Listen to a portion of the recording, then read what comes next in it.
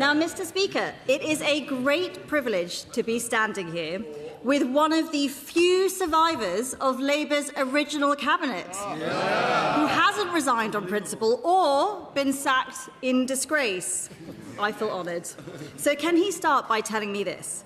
Why is the Labour government happy for Britain to get its oil and gas from Russia or Qatar, but not from Aberdeen? Deputy Prime Minister. Well, can I welcome the Shadow Energy Secretary to the dispatch box? It's always good to hear from someone who was the heart of the Treasury during the biggest fall in living standards on record. The Children's Minister in government that plunged hundreds of thousands of children into poverty, and the Energy Secretary who showed an unwavering commitment to the cause of net zero, even though she's now forgotten that. Don't believe everything you read in the papers. The Prime Minister and the Energy Secretary have been discussing cutting bills by over £100. We've got our Warm Homes plan lifting millions of families out of fuel poverty and securing enough energy projects to power 23 million homes. She was the Energy Secretary who left our country exposed to global fossil fuel markets. We're delivering clean energy security. Mr. Speaker, bills came down £500 under me. They've gone up £300 under these guys. And this is nonsense. His party are banning new oil and gas licences in the North Sea. And these guys over here, they're no better, because this is the same policy that the SNP championed for years. It is pointless virtue signalling, and it's destroying well-paid jobs. So can he tell the House how many jobs have been lost in Aberdeen since Labour came to power? Deputy Prime Minister. I remember when the Energy Secretary championed net zero. She said in 2023, we cannot prosper, nor can our children flourish if we don't decarbonise energy. The Tories used to believe this 3 years ago. Now she's forgotten because they're desperately chasing reform, and we know it.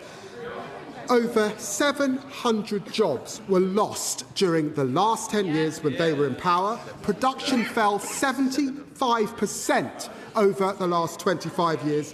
We've secured over £900 billion worth of investment to support more jobs by taking control with renewables, and there are over 100,000 jobs in Scotland supported by clean power. We're building on that, led by the Great British Energy, headquartered in Aberdeen.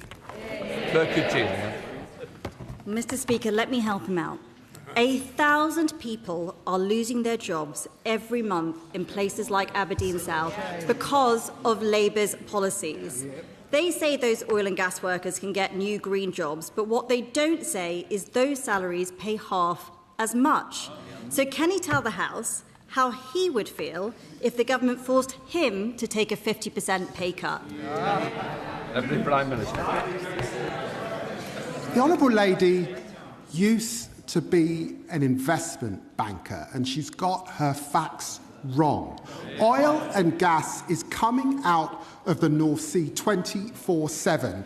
In the first 3 months of this year, 52 million barrels of oil came out. 44 million barrels equivalent of gas came out. We're not turning off the taps. It's part of a mixed economy. It will support existing oil and gas fields throughout their lifespan, making changes to exploit neighbouring fields. But we do want to create more jobs, and that's why we're going to continue to invest in renewables. She knew this 3 years ago. She's changed her mind because she's chasing them. Mr. Speaker, I asked him about pay cuts, and they should care, because if the Mayor of Manchester gets his way, I'm pretty sure half the front bench are going to be getting a pay cut pretty soon. Mr. Speaker, this is serious. The world is getting, Mr. Speaker, the world is getting more dangerous. Yet last week, the Prime Minister asked the Energy Secretary to help fund the defence of our country, and he ghosted him. Let me repeat that. The Energy Secretary refused to meet the Prime Minister on a matter of national security. Why hasn't he been sacked? Prime Minister. Stop reading the papers, I'd say to the Honourable Lady. I certainly don't like papers. Mr. Speaker, when the Defence Investment Plan is published, it will set out, this is important, it will set out how every government department is contributing to defence, including the Energy Department. We will always put national security first. The party opposite still don't get it. Families worried about their bills going up because of a war in the Middle East, that her leader said she'd jump into feet first. If everything's so hunky-dory, why did half his defence team quit last week? Mr. Speaker, they won't find the money to keep our country safe, so let's go through some of the things they can find the money for. Millions of pounds to build solar farms in the Congo, tens of millions of pounds on an experiment to dim the sun, and they are turning down £25 billion in tax revenue from the North Sea to please their out-of-control Energy Secretary. Does he really think that any of that is more important than defending our country? Deputy Prime Minister. We've said that more spending on defence is our number one priority in this spending review or the next spending review. But she wants to talk about resignations. Let's just remind ourselves. The Tory Defence Secretary that resigned in the last government, remember, for Stone, who was sacked for breaching national security. The Tory Defence Secretary, Michael Fallon, who resigned over sexual harassment. The Tory Defence Secretary who admitted hollowing out the armed force services for 14 years, that was Ben Wallace. We've got a Prime Minister securing jobs and investment in the G7. We've got a Chancellor raising the minimum wage. We've got an Education Secretary cutting costs for childcare. And we've got an Energy Secretary cutting energy bills by over £100. We're proud of that record. If everything is fine, why is he here? Let's face it, this is, he wasn't here last week, was he? Let's face it, this is a government on life support. And what's their grand plan now? They want to, let me get this straight, they want to make the job-destroying Energy Secretary Chancellor. They want to bring back the former Transport Secretary who resigned for nicking phones. They want to replace him with the former Deputy Prime Minister who resigned for dodging taxes. These are all pointless distractions. So here's a better idea.